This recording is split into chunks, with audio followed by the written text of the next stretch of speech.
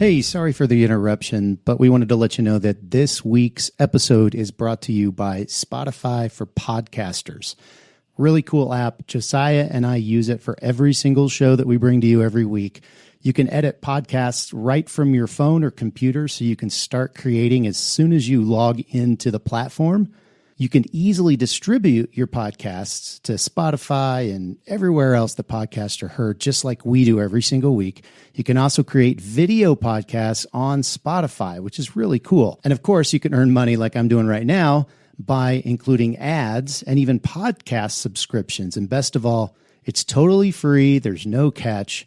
We really love it. We use it every single week. So we encourage you to go download the Spotify for Podcasters app or go to www.spotify.com/podcasters to get started. All right, let's get back to the show.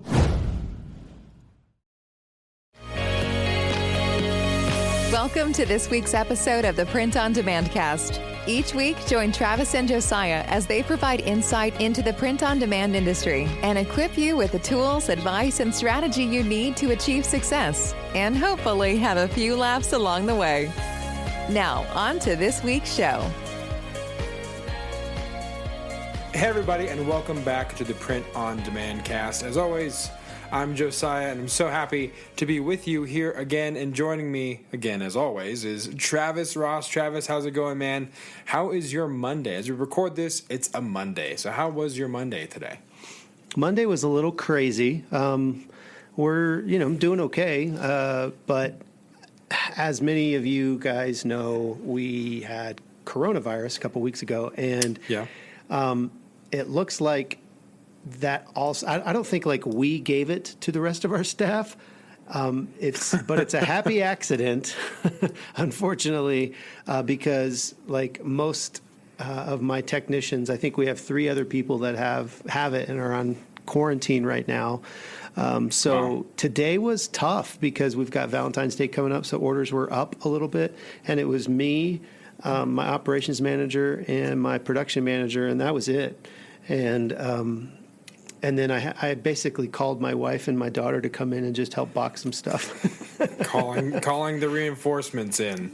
Exactly. Yeah, well, you do what you got to do to get the orders out. But it's been a little bit tough since, our embroidery guy is out. And so he was really kind of the main guy that knew how to do embroidery. And so we're, having to kind of scramble and figure all that stuff out. And, it's just...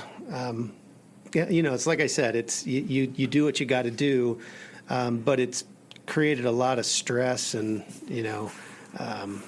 banging your head against the wall a little bit. But, hey, that's what happens when you own a business, and you make the best of it and you move on. Yep, absolutely, man. And we've talked about multiple times how embroidery seems to be a labor of love. It's very, or hate, love and hate. It's very intense. So when your person who's your go-to is no longer available, it can present a lot of problems because embroidery is an art form. I don't know that a lot of people realize that. I certainly did it, but it's definitely a trade, like a craft that you can perfect and take with you and probably get job security if you're the one that's willing to put up with embroidery and all of its machinations and all of the nightmares that can go along with it. So, but I'm glad you guys are doing better as a fam. I know the Ross fam there are recovering or recovered or in the process. So that's good news. Yeah, we're doing good. How are you guys doing? We're good. My wife just got back from 10 days in Mexico, so. She got to be at a, schwanky, all-inclusive resort for 5 days when she wasn't staying at her aunt's house. Right? And she made sure to send me lots of pictures of the view of the ocean right off her balcony and, the dolphins everywhere. And it was great to be here in snowy Colorado for those 10 days. Reminding myself that I have to be kind and not be bitter or upset that I wasn't taken on this lovely outing of a trip. But no, man, we've been good, been busy. Just, being the only one in the house, making sure you realize that, your wife does a lot. You know what I mean? I'm like, man, okay, I thought, I swear to God, I just did laundry, and the dishes are, okay, well, oh my, okay, I gotta feed the dogs, take the dogs out, I gotta change, it's a lot. So definitely appreciative to have her back, and of course, missed her. So yeah, otherwise, man, I'm doing good, and Good. just taking things as they come. But I know, speaking of the Ross family, of your family, last week you hyped up a bumper from your son, Jaden, for the point of interest. So we're not going to make you, the listener, wait any longer. We are going to go ahead and deliver on our promise as we go to this week's point of interest. Oh, bro, I'm just so bored. I don't know what to do. Yo, bro, you know what you need? Some point of interest. Yeah.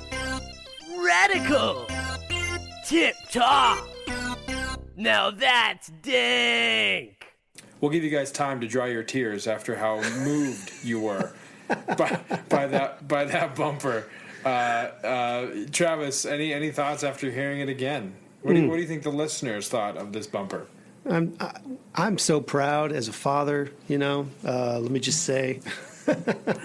No, he's a creative kid, and he's enjoying, kind of making things, and yeah, I've asked him to do a main event one too, and he's also a kid in that he only wants to do things when he wants to do them. So we'll see if we get one eventually. Sure. But yeah. So let's talk about the point of interest. Yeah, let's do it, man. So back in episode 17, we talked about something, a new a printing process called DTF, and we laughed, just like we will now, of the initials, but it stands for direct to film. In episode 17, we talked about it. But you have discovered another point of interest about the former point of interest. So tell us, what have you learned between episode 17 and episode 24? So I'm interested in this whole thing, and I think episode 17 happened probably right in the midst of Q4, so I didn't have a lot of time to really dig into it. But since then, I've dug in a little bit and joined a couple Facebook groups and just kind of getting some information about it. And one of the cool things I learned is that I don't actually need to buy a new printer to do this. I can make DTF work on my Epson F2100. Which is really cool. And so I haven't actually pulled the trigger, but I think for about, $70 or $80, I can get, some film. I can get the powder that you need. It's like a glue powder that, creates the adhesive when you heat it. But yeah, so I'm pretty stoked about it. Basically, and I'll just kind of go through the process. You can actually use Garment Creator, which is the RIP software that comes with the Epson. Sure. You guys use it. We use it too. Yep. And so basically with DTG, and we're going to talk about DTG later, but you basically you lay down a white layer and then you lay down your colors on top of it. Well, with DTF, it's backwards. So what you have to do is you print. Like you have your image and you load it into Garment Creator and you say print, but you go into the settings and you say don't print the white underbase. You can basically turn it off with a little checkbox. And so it just prints the color on the film, that you've put, your film is on your platen. It just prints the color. Then when it comes out, it thinks it's done. So then you don't touch anything on the platen and you turn back on the white and then you say print. And after about 30 or 45 seconds, you let it kind of, the inks kind of settle. You put that platen back in, you hit print, and it prints that white now, which is what, because you're going to do it backwards. And then when it comes back out, you basically kill the print job, and you're done with your direct-to-film print. A couple tips that I've kind of learned is that you really want to lower your amount of white ink. So it's not like DTG when you just want to throw as much of white ink as you can because it's going to really make your colors pop. On direct to film, it's film. There's nothing to soak up that extra ink. Like when you have the cotton fibers. So you really just want to kind of lay it down at a lower level, at a lower intensity level. But then, once you've got that, you've got your DTF print, you put the powder on it, you hover for, 2.5 to 3 minutes, or you can put it in an oven or whatever, and then you literally have your transfer and you're done. So I'm pretty excited to, spend, like I said, $70 or $80 just to give it a try, kind of feel, get a hand feel and see how it works. I'm just stoked that I don't have to spend, $2,000 or $3,000 on a converted printer. on a whole different equipment setup. So, I think that sounds awesome because you can, correct me if I'm wrong, but from what I understood when we talked about it, you can kind of create, maybe take an evening or take some time and create some films that are ready to just press. So if an order comes in, you can just kind of pull it, press it, and then and go from there. Which I think is awesome. Yeah, and the one of the other benefits to it, and we mentioned this in episode 17, is that if you screw something up, you've screwed up a $1 film, a film that costs you $1 instead of a hoodie that costs you $10. Exactly. So that's kind of a benefit too. So, we'll see. What we might update the point of interest for a second time in the future. Once I've actually gotten the stuff and tried it a few times, and so kind of fun stuff. Just every day you're learning something in this business.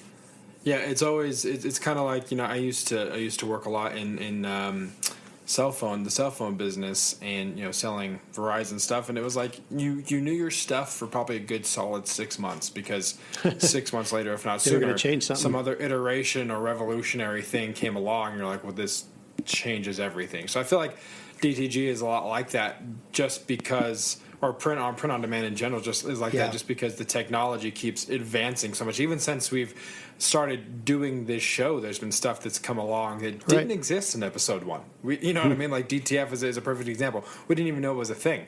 Yeah. When that might have existed, but it didn't exist to us. Yeah, we weren't aware of it. Yeah, which and everyone listening knows, if it doesn't exist to us, it doesn't exist at all in the P.O.D. cast world. It's just how it goes. You have to let us know.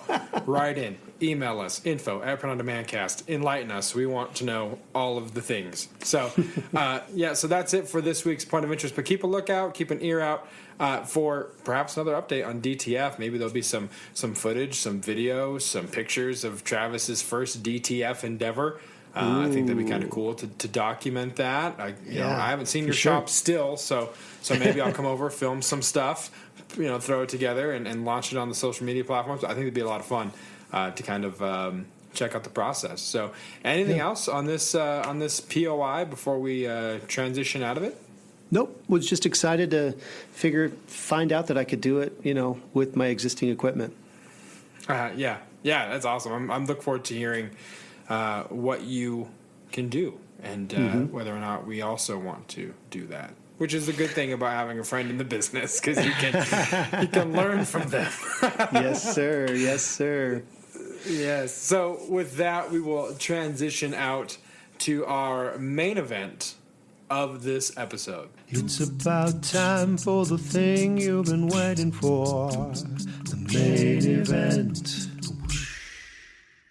We're going to talk about garment printing, Travis, and the different various ways. We're gonna touch some, kind of highlight a couple different processes, and we're going to spend some time on the last process, which will be DTG. But before we get there, we're going to touch on a couple others. We just talked about DTF, of course, and kind of highlighted the process of how you can do that with the F2100. I know another process that you're using or have used in the past is transfers or vinyls. So tell us a little bit about the vinyl transfer process, your experience with it, and kind of the listener, the ideal person that would want to take up vinyl before moving on to another process of printing. Yeah, the cool thing about vinyl is it's pretty inexpensive to get started with it. There's obviously some limitations, just like there's limitations with all of these different printing methods. But basically with vinyl, you're literally going to buy vinyl, a roll of vinyl. We have like a more of a pro machine, but even the pro machines are only $2,000, $3,000, $4,000. But basically, it has a roll of vinyl that has a the front side, and then the back side has like an adhesive to it, and then your machine literally cuts out you input a vector image. So vector means that it can be expanded infinitely. It's made up of lines, whereas a rasterized image is going to be pixelated when you blow it up because it's not built with lines. So the vector image allows you to kind of expand it and make it smaller and all that. And so that's what you're going to use for your vinyl machine.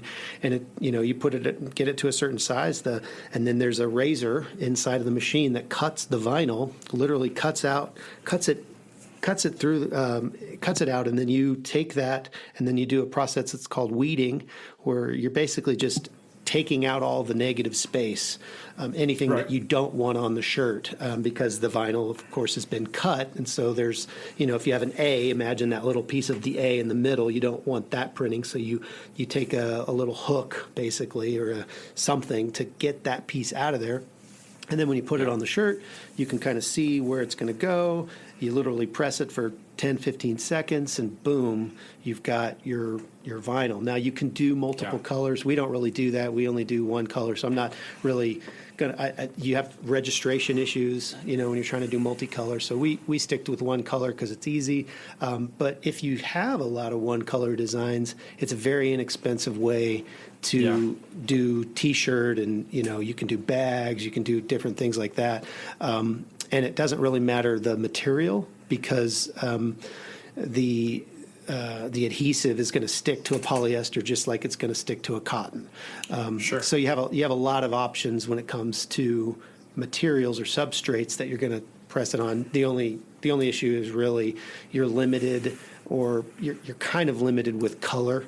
You're going to do solid colors. You're not going to get like a skin tone or anything like that because, but the other cool thing is you can get like sparkly vinyl or vinyl with. I saw a thing on Stahl's website, which is they're a big supplier of vinyl, and they had Bernie's mitten color vinyl, so you could literally get that plaid that he was wearing. I thought that was pretty cool. But but you're limited to that particular roll, whatever that vinyl that you have is.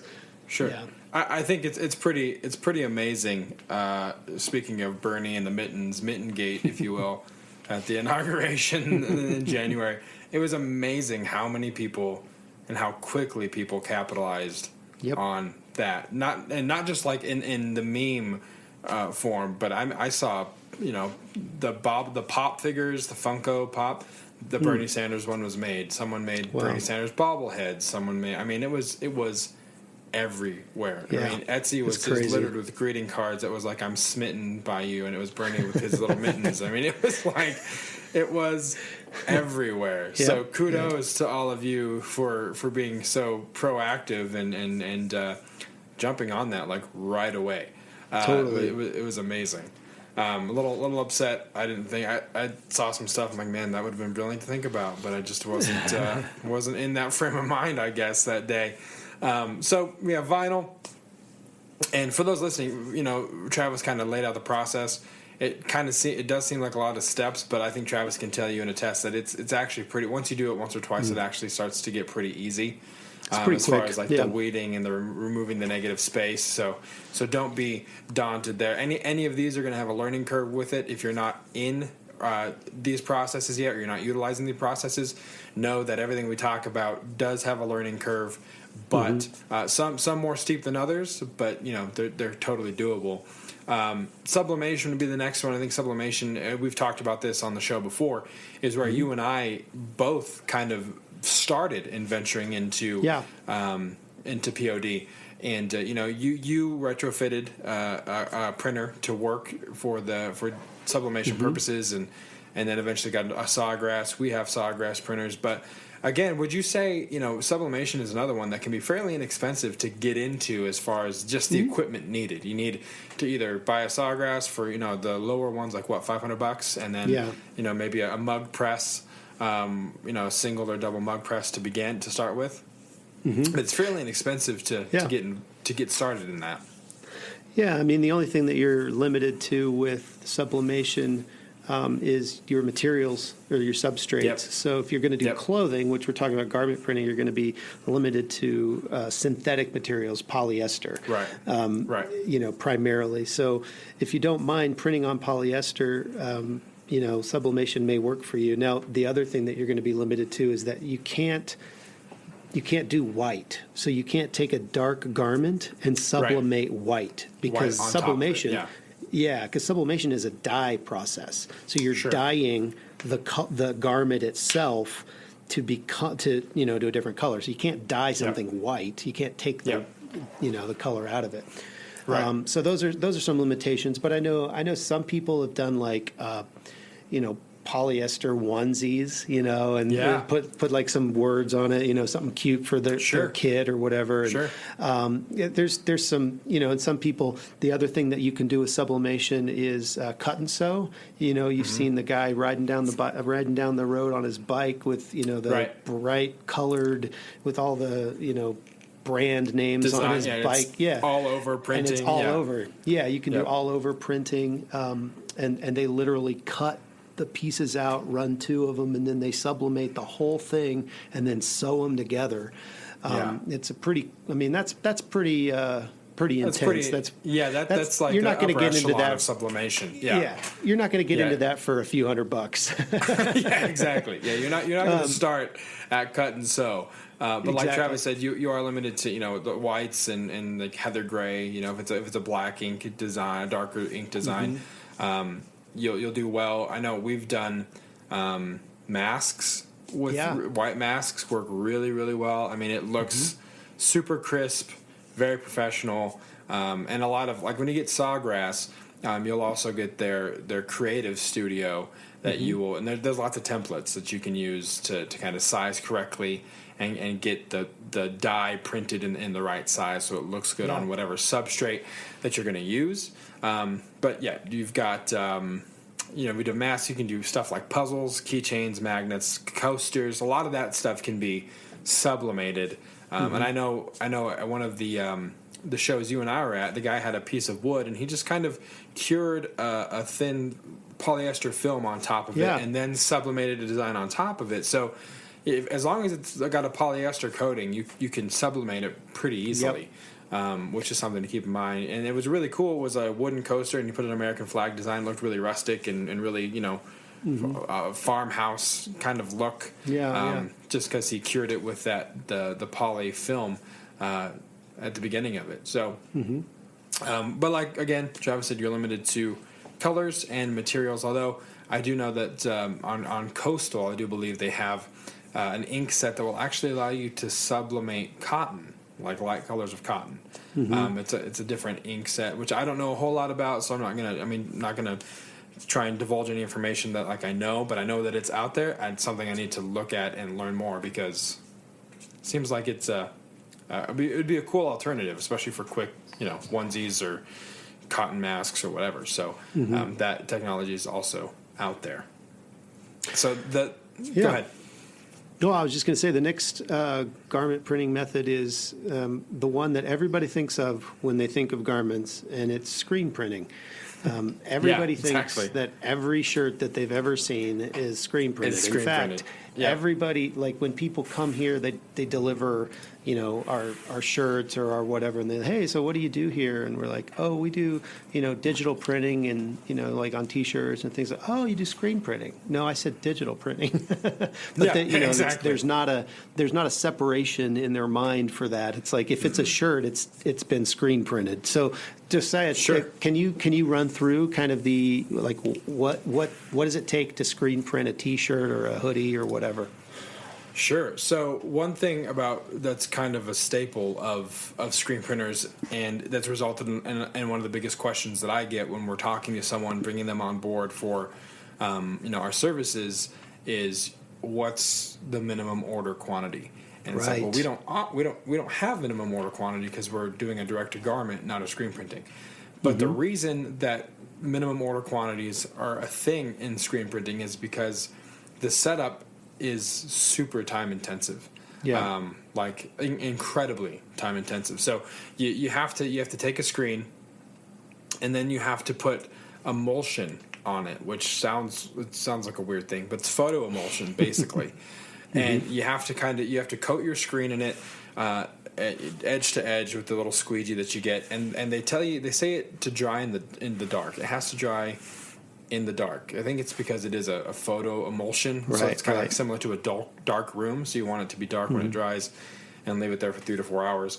After that, you have to put a transparency basically with your design on top of it and burn the screen or expose your screen. So you put a light right on top of it for about 30 to 40 minutes. And what that does is when the light hits the stuff that's not covered, the exposed emulsion will harden, and everything in your design won't. So then you can remove the screen or the transparency and then rinse off the screen so that there's negative space, which is where you will squeegee the ink through to the garment that you're screen printing. And you have to do it if it's a multicolor design. Again, this is why screen printers charge per color, because they have to burn a separate screen for every color. They have, this is going to be the red screen, and then they'll rotate it and bring this is the red ink screen.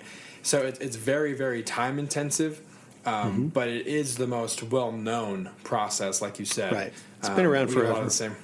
Yeah, we just get a lot of the same questions of, so you guys are screen printers? Like, kind of, but not really. We're like screen printers in the fact that we print shirts. That's probably about where the similarities end.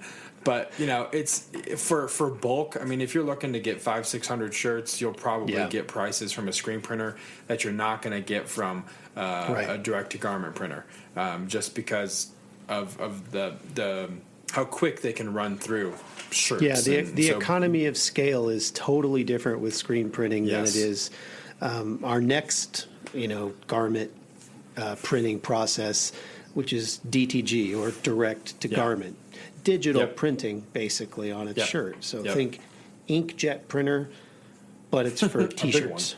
But like a huge one. Yeah, and the economies of scale are just different.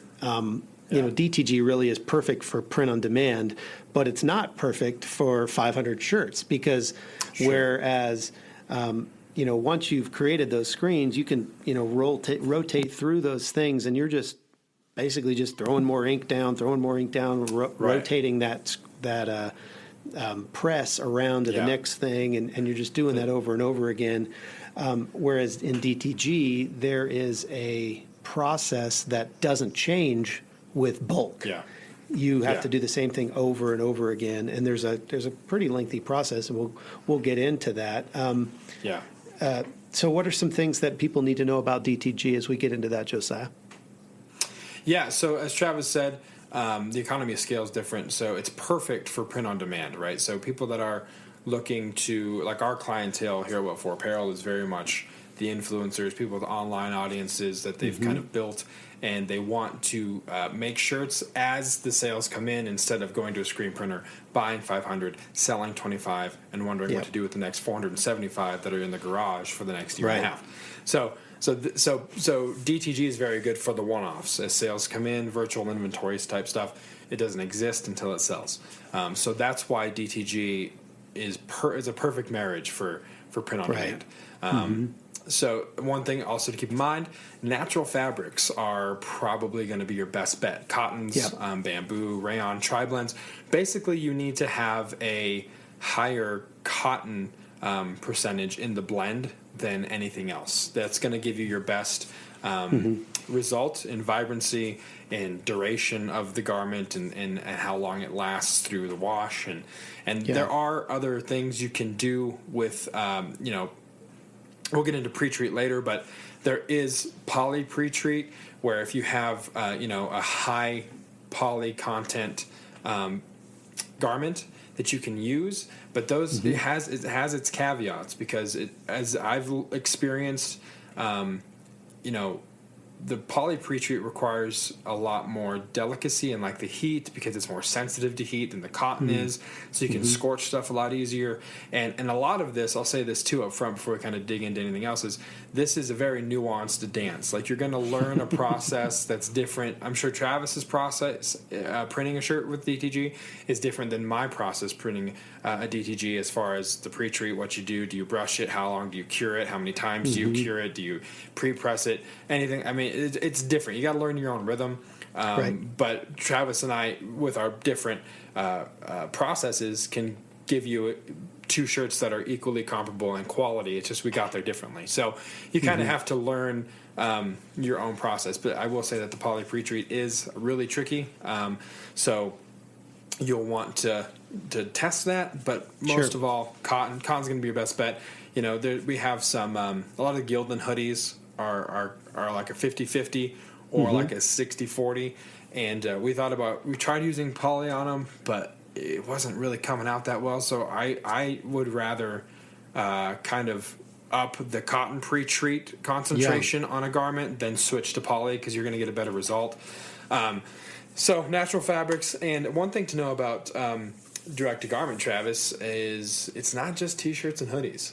You can do a lot of different products. We can do masks. We've done masks before. One thing to keep in mind is with direct-to-garment, the platen, which is basically like, I guess, the platform you put your item that you're printing onto. The goal is to get that thing as close to the print head as possible, and that will result in a sharper, more high-definition looking print. The further away you get, it looks like you need glasses. The further away you get on a garment. And so masks are tricky because of the seam that they have. You know, you can kind of cheat, like you were talking about before we recorded with the hoodies. You can put some corrugated cardboard on there to try and get it closer to the print head. But you can do masks, pillows. I know a guy. I'll just say I know a guy that was doing masks on his DTG machine. He had a F2100, and he was using egg crates. And he had cut out, egg crates, but egg boxes, and he would cut out like two, and then he would kind of put it on that, and so the egg would, and so it would kind of bend over the sides a little bit, and then he would use that to lift up the center of the platen where the design was, and have that flat space in the middle. So that was just a kind of a cool little pro tip that I hadn't thought of before. But you can do, like you said, you guys do pillows, you do tea towels. We've done totes. One thing that you guys did, and we've talked about it on the podcast before, that not a lot of people think DTG, but you guys do wooden signs. So how do you guys keep that from like just the ink just running all over the place? Sure. So we offer white and black signs. And so on the whites, we don't put any white underbase, obviously. And you want to take, we take the double strike print off and basically put as little ink as possible onto the wood sign, because much like you were saying with the direct to film, it'll pull up because it's not cotton to absorb. So if you run it like you run a T-shirt, what you're going to get is this like Picasso painting of ink that's going to be also all over your platen and the inside of your printer. So it's not a good time, not a good look.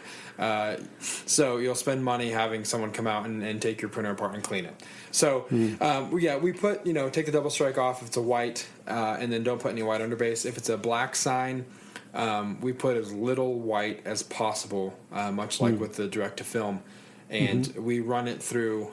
We pre-treat it with normal pre-treat, and then brush it on, like maybe 2 sprays, and then brush it. And then we put it through our conveyor or tunnel dryer for a minute and 5 seconds. We print it, and then we cure it for a minute and 5 seconds.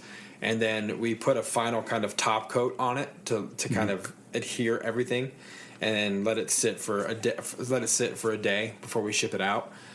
So signs we have to kind of preemptively plan more so than hey, here's today's shirts for Amazon, because you need to know, okay, these signs need to go out on this day, so we need to print them here so they have a day to cure, and then we can kind of ship them out.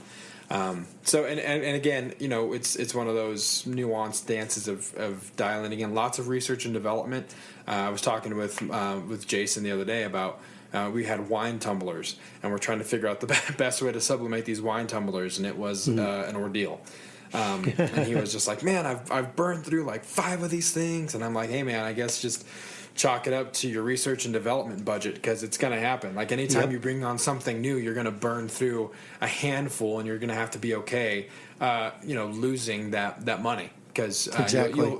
you'll burn 5 and in order to sell hundreds. So it kind of offsets that way.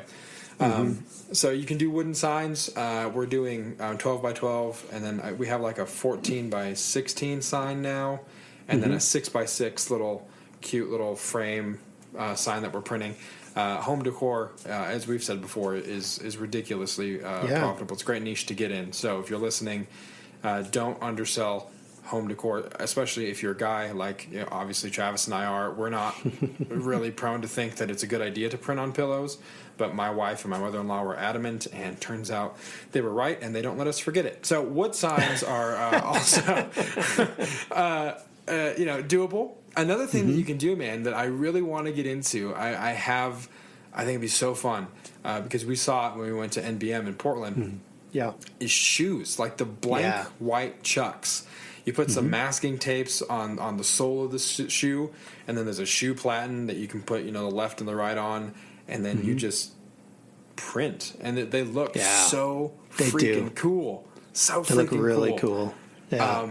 And I would love, it's one of those things like, man, I really love to get into that. I don't know what the market is. I don't know how well, any of our clients, if I was like, hey, you can sell your own shoes, I don't know what it looks like. So it's hard to justify that cost. But man, just for myself, I would love to print some ridiculously cool shoes. Hats is another thing you can do. It's kind of a alternative to embroidery. You can DTG some hats. You can supplement hats as well. So you can kind of do hats in any one of these processes. And that's just what we thought of before we hit record. I'm sure there's got to be more things out there. Can you think of anything else that we haven't kind of listed off as far as what you can or can't print? I know we kind of expended our ideas as we made this list. So that's what the Google basically machine is for. Yeah, I know other people. Some people are doing like they're doing canvas signs. So they have like a cotton based or a natural based canvas, and they print just on the canvas, and then they have some way to you can like wrap on wrap it or exactly. They have a way to frame it that they do. So that's another one in that home decor niche. And like you said, there's got to be more. And guys, if you do have other ideas for what we could print on DTG, we're all ears.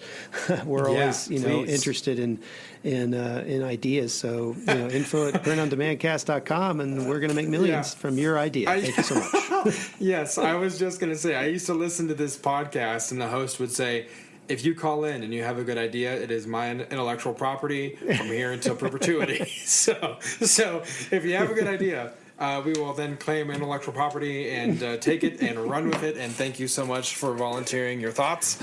But seriously, email us if you have any other ideas as to what we could DTG. Like Travis said, we're always looking to innovate and find other things that we can do. So let's talk now more about the process of DTG, kind of the nuts and bolts, starting with pre-treat. Now, I know that you can get pre-treated shirts for sale. I've heard various. Have you used those? I've heard various reviews as far as the efficacy or if they're any good. I have not used the pre-treated shirts. I did, however, when I was at SGIA in Las Vegas a couple years ago. I saw. I think you were with me. Were you with me at SGIA? And we saw that big, massive washing machine that they literally would put a whole 72 shirts in to this big washing machine with pre-treat, and that's how this particular company does it. But you could literally buy this washing machine that would do full cases of your pre-treated shirts, and so and you had could a do dryer too that you could just then you them literally would throw right them in then the and there. dryer and you were done, and then you just fold them back up, put them back in the box, and when you wanted to run a red shirt, you just pull it out of the box. They're It was already pretty, done. pretty nuts. Yeah, But it was cool. I think that's how they do it. I think it's RTP shirts. Yeah, ready to print. Yep. Yeah. I remember that washing machine because I remember the guy was from New York. He's like, "Hey, you guys, look at this. You ever seen anything like this before? Hey, look. Oh, you put all your shirts in there, right? Hey, wash them, and it's done. It's over. Forget about it." And I was like, This guy's like a salesman. Cut of your jibs, sir. You've sold things before. It was very, very memorable. So you want to pre-treat. Yeah, you pre-treat the garment. It's different for every garment. So like, you don't want to put the same amount of pre-treat on a pillow that you do a t-shirt because it might be too much and you're going to scorch it or burn it. You don't want to put the same amount of pre-treat that you put on a shirt on a hoodie because it's not going to be enough because hoodies are so much more a thicker blend of the cotton. You want to put more on there than you would a t-shirt. So it's kind of dialing it in, and you can Google a perfect amount of pre-treat for shirts and hoodies and kind of get a good starting place to see where it is that you want to start. You're still going to have to experiment with your situation, your machines. You can use a pre-treat machine. There's a ton of them out there. A lot of people start off with like a Wagner spray gun, like you'd paint your house with, but they just put they put pre-treat in it, and they build a little box, they hang the shirt up, and then they just try to go as evenly as they can, and then they have a little paintbrush that they try to even out that pre-treat, and then from there they go to the next step. So there's basically, that's kind of entry level. Well, actually, an entry level would just be literally like a spray, like a hand pump, spray thing, water bottle thing, and then you can move to the Wagner spray gun, and then up to different varying levels of pre-treat machines. I had in my last business, I had a really nice one that had 4 different nozzles, and you could turn nozzles off. And it had 2 tanks, so I could keep a poly pre-treat and a regular pre-treat, as well as a third tank of just distilled water, so I could wash it at the end of the night. It's a really nice pre-treat. So you can really spend a lot of money on these pre-treat machines.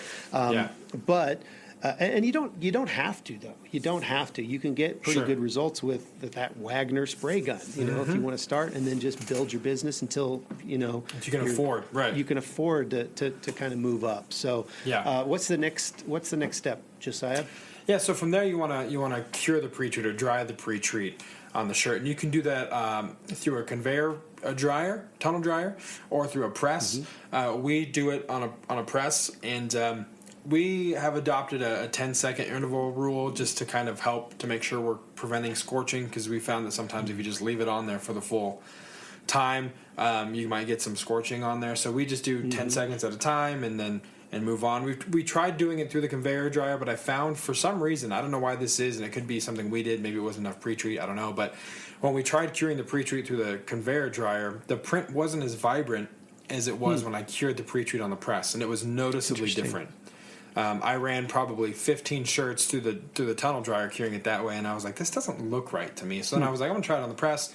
Sure enough, night and day difference. Don't know why that is, but I wonder if it's because you were laying the fabrics down with that after the pre-treat. Because you're kind of flattening out those fibers more than in the tunnel dryer, which could very well be what it was. So we just do it on the press. And then once it's done off of the press, Travis, you want to take it to the RIP software of your choice. So tell people kind of what they need to look for when they're uploading their design to the RIP software, whether it's Garment Creator or whatever RIP software of their choice. Yeah, so the RIP software, Garment Creator, comes with the Epson. If you have another DTG machine, you may have a different. There's Kothari, there's CADLink is Kothari, and then there's the one we have another one. I can't even think of it right now. But they're going to be basically they're the thing that takes your image and converts it to a way that the printer can see it and knows how much ink to use. And so you're going to want to try to dial in your print quality. So if you were doing, if you want really, really, really vibrant inks, you might want to turn your quality up. On Garment Creator, you have different levels. Or if you're mass producing a bunch of shirts and you're really concerned with ink cost, you might want to turn your quality level down. Or if you have a very simple design, if you're printing on a white shirt, maybe you're not going to need that white underbase, so you turn that white underbase off. That you can also knock out specific colors. So if you're printing on a red shirt, you could turn off the red and just print everything else and use the red of the shirt for that color, or blue or green or whatever. So there's a lot of things you can do in your RIP software. Some RIP softwares, Cathari to go back to the DTF, you can actually, it's DTF ready to where you can actually print the color and then the white with the Cathari RIP software, which is kind of cool. So it gives you a lot of flexibility. The other thing that it does, some of these RIP softwares will intelligently determine how much ink you need for a particular design. One of the things that everybody, when you read of the forums, they all say, well, Garment Creator puts down too much ink. With Cathari and these other, RIP softwares, you can limit how much white ink you put down based on the actual design. And then there's an intelligence that, some type of algorithm that determines how much ink to put down below, the white ink, so you can save some money there. So there's a lot of things you can do with your RIP, but it's going to depend on which RIP software you actually have. So once you've got your RIP, and you've got your, image sent to your machine, we're going to actually print the design. And so there's some tips and tricks that you need to, be aware of. Josiah, why don't you take this one? Yeah, for sure. So we talked about the Platen previously, which is basically kind of like, the platform that you are putting the garment on to go into the printer. And again, the goal is to get as close to the print head as possible for an optimal print. So T-shirts, of course, because it's a thinner fabric, you can run it on, 1.5 or 2 or what have you, and get it really right up there close and get a nice crisp print. The thicker the fabric, the lower you're going to have to go on the Platen. So like hoodies, we typically run at 4.5. Like Travis said, you can, put a piece of corrugated cardboard underneath the hoodie sometimes, so you can kind of even get it closer and not let the pocket of the hoodie touch and trigger the sensors. Because what will happen is if you get too close to the print head, it'll say that there's a sensor error, a height sensor error, and it will ask you to move it back out. It can get annoying, but it's a good thing because the alternative is you replacing a $2,000 print head. So it's for your own good that it tells you that this thing is too close to the print head. So everything is going to be different.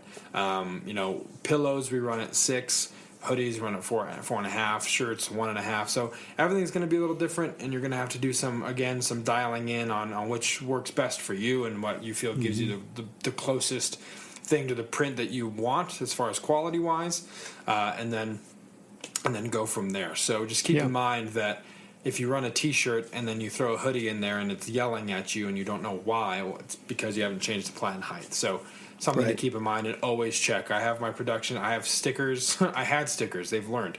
I had stickers everywhere they looked. Check Platen height. Check Platen height. Check Platen height. Check Platen height. There was a cheat sheet on the wall with the Platen heights, because what ended up happening sometimes is when they're not cognizant of that, you can kill a lot of time with them trying to figure out what's wrong and not understanding why things aren't working.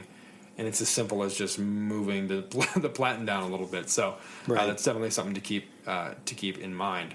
So after it's printed, you're going to want to cure the ink, which again you can either do on a press or you can do through a tunnel dryer.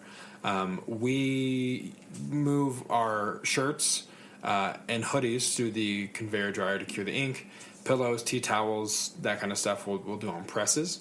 Have you found, Travis? I mean, for me, the tunnel dryer seems to preserve some of the vibrancy of the definitely. cure. Because when you cure it on a press, there is a certain amount of vibrancy that seems to kind of dull just because of the direct heat on the garment. Have you found that to be true? I've noticed that too. I mean, I think we saw that even when we were at like the trade shows and such, and they would talk about that, and I have seen the difference in the two. You can see one that's been cured with the press and one that's cured with the tunnel dryer. The tunnel dryer one is almost always, more vibrant. Now, I haven't taken it to the next extreme, which would be to take both of those shirts, somehow mark them, which one was pressed and which one was tunnel dried, and then wash them and see if they still, see if the tunnel dryer still retains the vibrancy. I don't know, but definitely, from your production to your customer, it's going to look better in a tunnel dryer, I think. At least it's going to have more color and such like that. So basically that's it. I mean, you're done at that point. You put it in a bag and you ship it to your customer, and that's it. So there are some pitfalls that, you can fall into with DTG, and we want to kind of touch on some of those. The first one is, you're dealing with white ink. Now, white ink is actually kind of new in the world of DTG. DTG's been around for years and years and years, believe it or not, and only in the last probably 4, 5, 6 years or so have they actually started bringing white into DTG. It used to be you would only be able to DTG on light shirts because you couldn't get the white, and it's because white ink is so difficult. We were actually Googling to try to figure out. I remember I was sitting in a class in one of these at one of these conferences, and they were talking about the actual compound that's in the white ink, and it's some type of metal that they have to put in there for some reason. I don't even understand it. I'm definitely not a scientist, but what happens is that stuff will settle. So the white ink actually settles worse than any other kind of ink. And so that is one of the pitfalls. If you're not going to be running these DTG machines, constantly, you need to make sure that you're at least circulating that somehow. If if your machine does it automatically, the F2100 does automatically recirculate it. But one of the maintenance things on the F2100 is to take those white cartridges out and shake them every single day.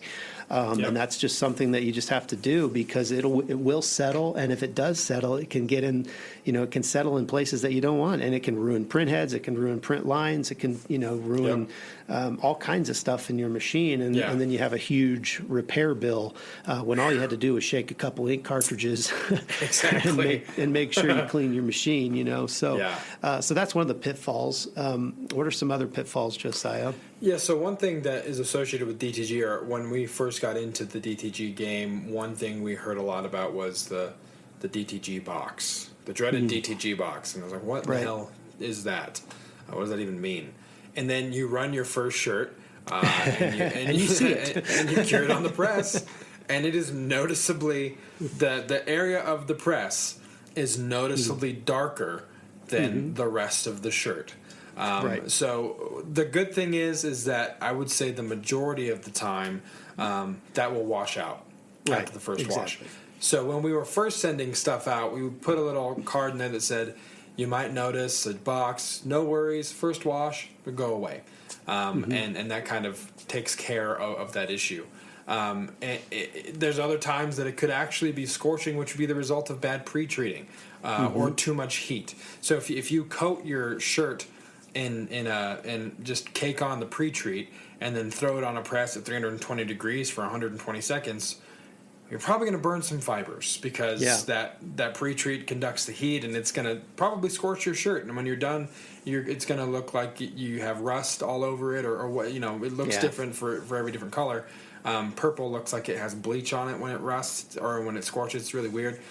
So that's the result of bad pre-treating, in which case, you'll probably have to replace the shirt. But again, it goes back to, you're going to have to dial in a process, and you are going to scorch a shirt or 5 when you start, and you're gonna learn about the DTG box and the best ways to prevent it. I will say one thing that had that 10-second interval thing for us has eliminated the DTG box when we cure the pre-treat, because we cure most everything through the tunnel dryer now, so the ink curing process doesn't result in a box anymore. But that 10-second interval, if you press it for 10, open it, let it cool, let the fumes and the whatever kind of cool off, and then put it back in and press it. It has eliminated the prevalence of the box on the shirt.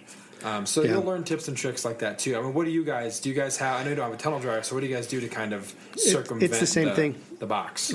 Yeah, we do our curing kind of, or our pre-treat curing or drying or whatever you want to call it. Same way, we do it kind of in stages and then same with the curing, we do that in stages as well. And and then the other thing that